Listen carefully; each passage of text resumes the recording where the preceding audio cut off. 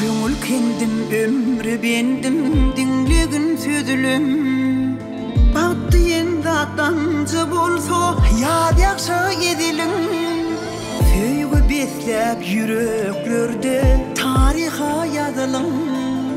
Şirin sadım perdelerden sayladım sana Sen dünya inin günüm şolgun şeyle begenim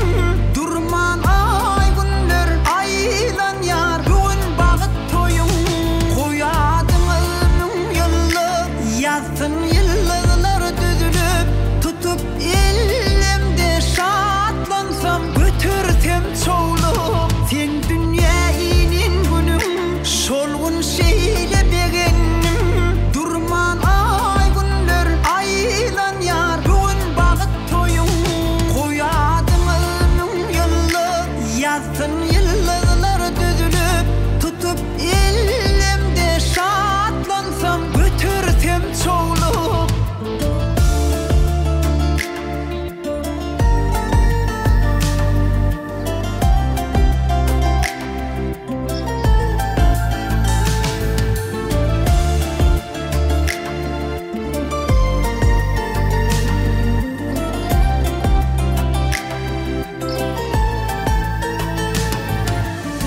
Bilen takla avrayın mehriban oğlum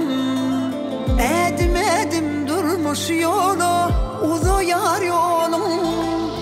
Mehir nurun saçsın yolu sen süyün gülüm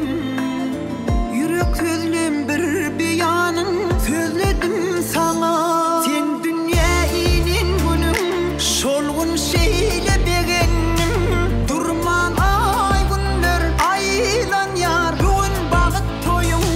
koyadın ömrüm yıllı Yazsın yıllar düzülüp tutup elimde şatlansam götürsem çoğulup Sen dünya inin günüm şolgun şeyle begenim Durman ay günler aylan yar Bugün bağıt toyum koyadın ömrüm yıllı Yazsın yıllar düzülüp tutup elimde şatlansam götürsem çoğulup